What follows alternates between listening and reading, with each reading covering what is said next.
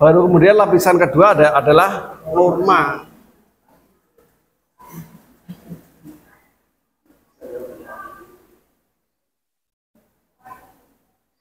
Dan semuanya, seluruh lapisan dalam kehidupan kita, manusia ini dikendalikan oleh moralitas yang menjiwai perilaku Anda semua. Moralitas itu bagaimana? Nah, moralitas berasal dari hati nurani.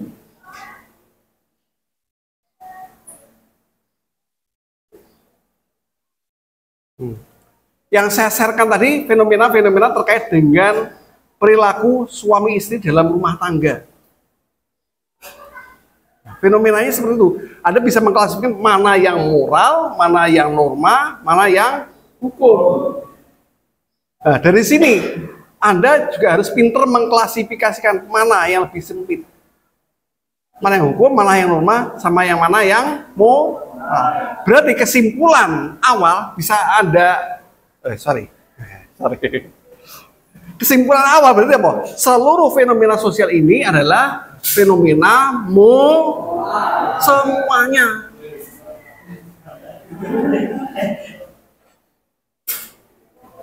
Hanya tertentu saja yang masuk bagian dari norma maupun yang apalagi yang lebih spesifik adalah hukum.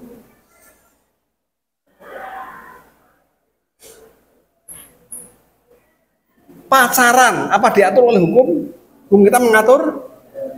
Tidak. Itu relasi sosial nggak? Ada norma sosial yang mengatur nggak tentang pacaran? Ada pengumuman di Pak RT? Tamu harap lapor?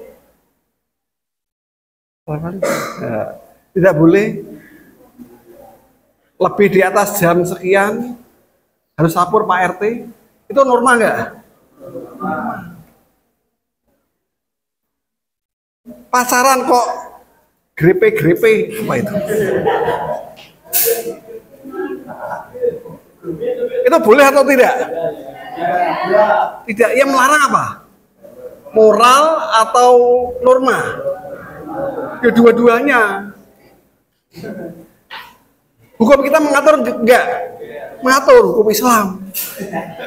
Tapi di sini hukum agama ini tidak masuk bagian dari hukum positif yang diatur oleh hukum negara.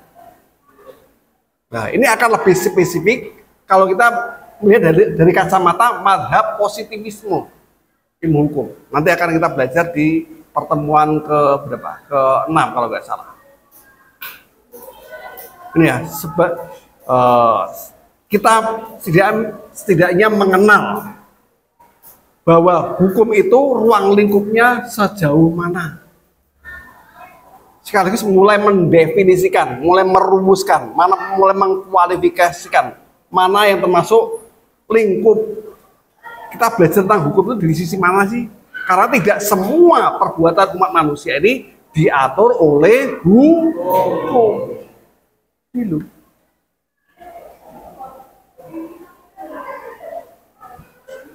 Silahkan Anda cermati hikmahnya ini. Boleh Anda foto. Ya.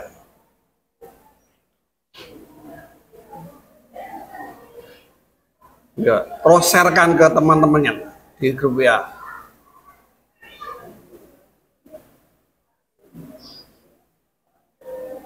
Sudah? Ya, sekarang coba saya kasih tantangan lagi. Kalau perselingkuhan itu termasuk fenomena apa? Yang jelas moral, Pak. Iya. Jelas itu moral. Nah, tapi masuk norma? Kalau hukum? Kalau nggak ketahuan, Pak. Kalau nggak ketahuan nggak masuk hukum, Pak. Tapi kalau ketahuan, ini masuk hukum. Sorry, saya nyebut kata kuncinya ya tadi. Aduh. Itu aja. Wis toh, langsung praktek, langsung bisa paham toh? Gitu? Nggak perlu saya ini aswet kakean teori. Next. Berikutnya. Nah, ini kita bagaimana membedakan antara hukum sama ilmu hukum. Kata kuncinya kalau hukum itu aturan. Tapi kalau ilmu hukum itu jauh lebih luas daripada aturan. Ibu mencuri apotek untuk anaknya yang sakit keras dan hampir meninggal, ya biar terhindar dari misalnya. Nah,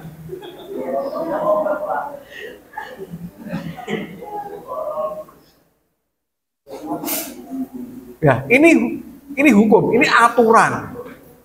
Tetapi kita bisa menilai bahwa aturan itu bermoral atau tidak dengan melibatkan elemen moral. Lah untuk tindakan yang sifatnya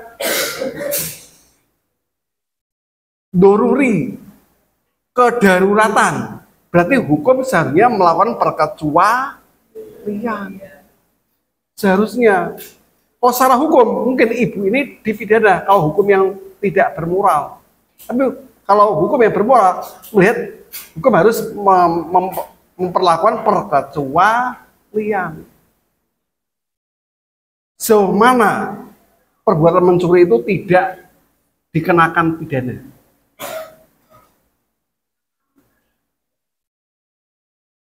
Kalau di Amerika sudah memperlakukan pengecualian.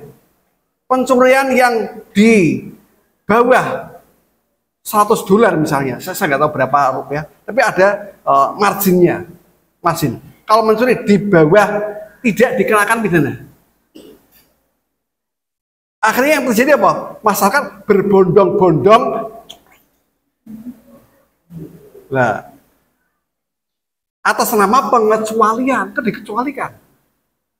Untuk masyarakat yang tidak mampu, untuk yang kiri, homo kiriensis,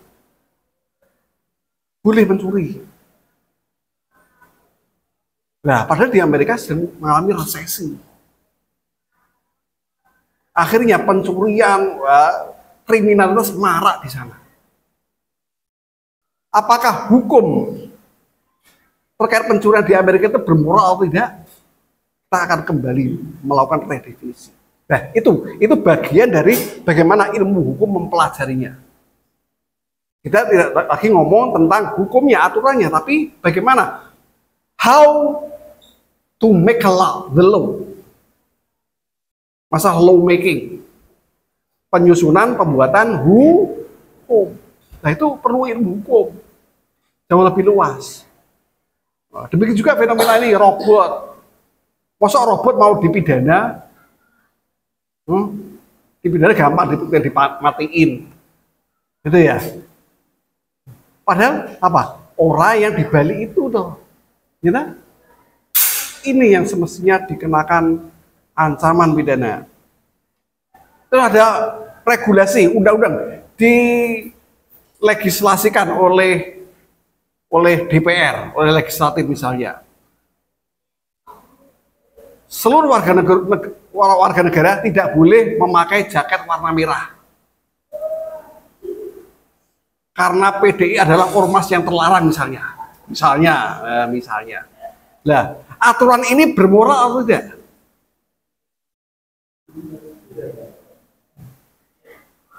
Iya. Aturannya tidak make sense, tidak orang utek. Membatasi kebebasan. Nah, terkait dengan membatasi kebebasan, ada dua arah tadi. Saya sudah berikan clue tadi ya. Ada yang hukum maupun norma maupun moral yang sifatnya mengekang, tightening atau loosing atau melonggarkan. Sehingga membentuk masyarakat dengan ideologi yang berbeda. Masyarakat yang cenderung bebas, namanya kita mengenal dengan masyarakat, namanya masyarakat liberal. Dan yang terlalu tightening, kalau ketat, banyak daya ikatnya, cenderungnya konservatif. Tapi kalau ikatnya terlalu mengekang, biasanya di negara-negara yang komunis. Nah, kita dalam berhukum pakai hukum agama misalnya, ya hukum agama kita juga sifatnya losing atau tightening. Akhirnya juga muncul ada Islam liberal, ada Islam konser.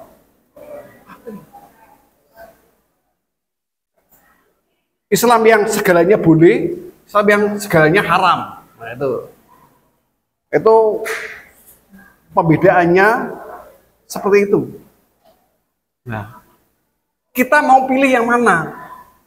Termasuk misalnya, kalau ada di Susan HKI ya, hukum keluarga Islam. Nah, pengaturan hukum keluarga ini sebaiknya losing atau tightening, lebih melonggarkan, memberi banyak kebebasan atau mengekang. Nah, itu perlu kebijaksanaan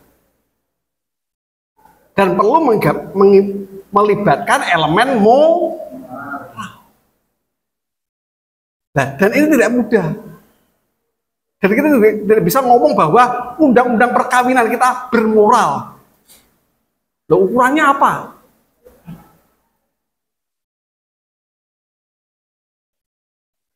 Ini, kedepannya seperti itu.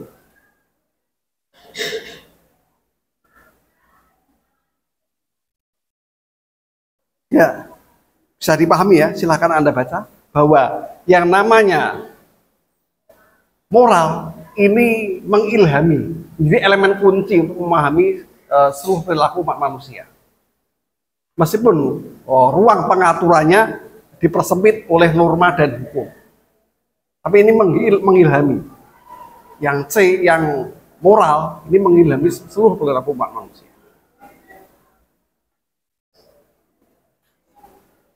Yang moral itu isinya jelas nilai-nilai. Itu ya. Itu ya. Next. Nah, sekarang kalau ilmu hukum itu tidak hanya sekedar aturan, tapi bagaimana di balik aturan, bagaimana aturan itu dibentuk. Kita perlu melihat bagaimana sumber berasal aturan tersebut dibuat. Setidaknya kemungkinannya ada yang saya paparkan di atas, ada berasal dari hati nurani masing-masing atau moralitas masing-masing, ideologi yang dianut masing-masing orang, kepribadiannya masing-masing, agama yang dianut masing-masing, norma sosial kemasyarakatan yang dimana dia hidup, sama politik kendaraan politik yang ia ikuti. Ini sumber-sumber dari mana saja hukum ini berasal. Pembentuknya dari ini masing-masing. Berarti itu pribadi, Pak? Iya, pribadi awalnya. Tetapi kita hidup tidak hanya individual, kita hidup secara bermasyarakat. Akhirnya masyarakat juga ada kubu-kubuan, ada kelompok-kelompokan. Jadi terbentuk apa? Masyarakat liberal, ada masyarakat konservatif. Itu memperlihatkan bagaimana losing atau tightening-nya nilai-nilai yang dimilikinya. Selama ini ya orang memandangnya, asumsinya berdasarkan hati nurani masing-masing individu, asumsinya. Padahal ini kurang tepat. Karena masyarakat itu juga ada kubu-kubuan. Ngomongin child free misalnya, child free tahu ya? Child free, mesti ada kubu-kubu yang menentang, ada juga yang pro. Bagaimana hukum mengatur hal tersebut? Nah, ini PR ilmu hukum. Tidak sekedar melihat hukum yang dilegislasikan oleh badan legislatif atau pemerintah atau putusan hakim. Tapi melihat bagaimana hukum ini dibentuk. Ya, meskipun secara akademik ini yang muncul adalah nilai dasar ilmu hukum yang 3. Dan ini seharusnya tidak cukup hanya ini. Seharusnya ini diperkaya. Cuman dari dulu saya kuliah sampai sekarang nilai dasar cuma 3 ini toh. Nah, padahal peradaban kita berkembang. Apa cukup dengan ketiga hal ini? Dan dulu teorinya siapa itu? Gustav Radbuch. Nilai dasar ilmu hukum ada Spannung Verhältnis, ada kerenggangan antar nilai-nilai ini. 3 nilai ini berseteru, berkonflik. Yang dibahas itu terus dari dulu sampai sekarang. Ilmu hukum nggak berkembang. Bagi saya itu, waduh, ini sebuah kegelisahan bagi saya. Tapi kalau orang yang nggak mau tahu, ya nggak ada gelisah sama sekali, nyaman-nyaman saja. Ini keadilan, ini itu. Padahal keadilan itu hanya salah satu bagian dari moral. Keadilan hanya salah satu bagian kecil saja dari moral. Ada teori moral. Kalau Anda baca di buku penggagasnya namanya Jonathan Haidt. Tapi ini sama sekali tidak diulas di kalangan para ilmuwan hukum. Kalau itu sentral, moral itu sentral dalam ilmu hukum, tapi nggak digagas. Hanya fokus masalah keadilan saja. Padahal keadilan hanya salah satu dari 5 elemen moral. Kalau Jonathan Haidt, ada care, kemaslahatan, kepedulian, ada fairness itu keadilan, sama, hanya keadilan saja. Kemudian yang kedua apa? Loyalty atau kesetiaan. Setia itu moral nggak? Punya pasangan yang setia itu bermoral nggak? Bermoral. Kemudian ada hierarki kepatuhan, ada otoritas yang berwenang. Orang yang sakar PDW itu bermoral nggak? Tidak. Ukurannya apa? Ya moral otoritas. Kemudian kesucian. Orang yang kotor-kotor itu bermoral nggak? Nah, ini bagian dari moral. Kenapa tidak? Itu dalam bentuk hukum. Sebenarnya masuk. Yang kedua, kepastian hukum ini terkait dengan positivisme ilmu hukum. Hukum yang positif yang erat kaitannya dengan campur tangan negara dalam membentuk hukum lewat lembaga trias politika. Ini legislatif, eksekutif, judi. Untuk hukum itu biar jelas, biar tidak abu-abu. Ada ranah legitimasi dari negara, sehingga kita menyebutnya ada itu, kita bisa memberikan itu suatu perbuatan atau legal atau ilegal, ya, berdasarkan positif kepastian hukum ini. Yang ketiga terkait dengan manfaat yang diambil. Apakah dengan hukum yang dibuat membuat suatu masyarakat itu lebih baik atau tidak?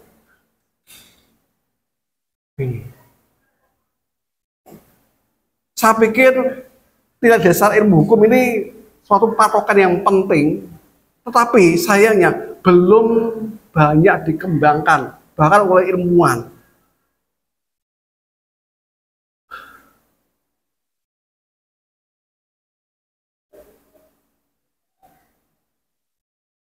Ya, seluruh aspek kehidupan manusia, baik itu ekonomi, sosial, politik, semuanya ada unsur hukumnya. Tapi balik lagi, tidak semuanya diatur oleh hukum. Aktivitas ekonomi,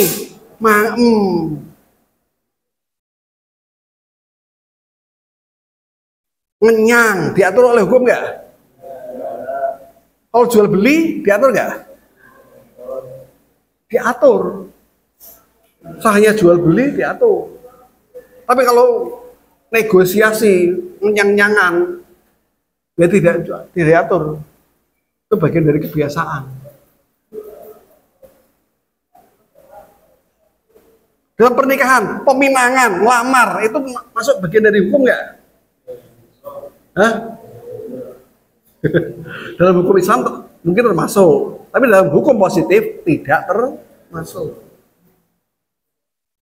Bagian dari norma saja.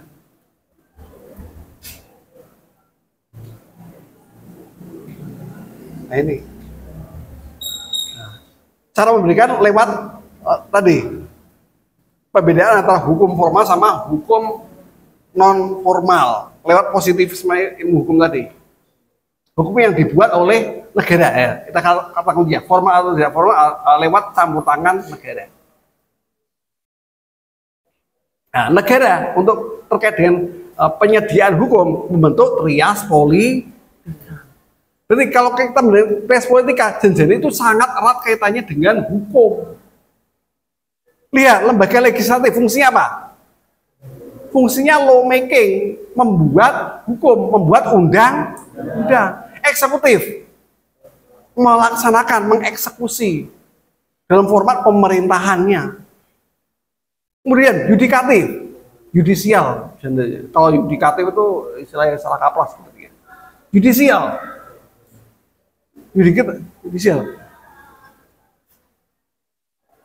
sebagai media penyelesai konflik secara hukum.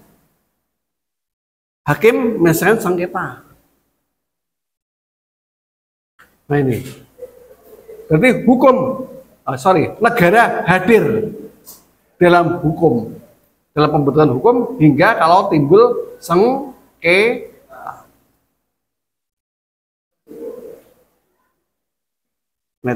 Kemudian bagaimana kita melihat fungsi dari hukum? Ini ngomongin fungsi ya, fungsi hukum. Pertama melakukan regulasi lewat lembaga legislatif. Lawmaking, ini tugas lawmaking. Sehingga dari hukum yang dibentuk kita bisa hukum yang ada, undang-undang yang ada bisa menjadi patokan untuk menilai status hukumnya legal atau ilegal, termasuk kriminal atau bukan kriminal, dipidana atau tidak dipidana, itu kaitan dengan hukum. Juga media penyelesai konflik lewat lembaga yudisial, lembaga kehakiman. Oh, jangan dengar kata yudisial itu lembaga kehakiman. Yudisial lembaga kehakiman, media penyelesai konflik sengketa. Nah, konfliknya macam-macam antar warga negara lewat keperdataan. Kalau negara dengan warga negara dengan negara, nah, itu konflik ada dua, konflik tata negara atau dalam lingkup hukum administrasi negara, atau ini terkait dengan hukum pidana. Ini kelihatan ketika bagaimana hakim mengadili dalam pengadilan tersebut. Para pihaknya siapa? Kok antar warga negara ini masalah keperdataan. Antara warga menggugat warga negara yang lain. Atau dengan badan hukum misalnya. Nah, ini keperdataan. Kalau pidana, warga negaranya, kalau pidana, salah satu pihak adalah warga negara. Terus pihak lain siapa? Penguasa negara. Dalam hal ini jaksa. Jaksa itu wakil pemerintah yang mewakili negara. Jadi pihak atau jaksa? Jaksa mewakili kepentingan umum. Karena perbuatan jahat ini mewakili kepentingan masyarakat supaya itu dihilangkan atau dicegah. Ada juga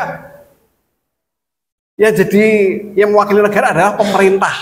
Nah, ini konflik administrasi negara. Anda bisa melakukan gugatan ke bupati.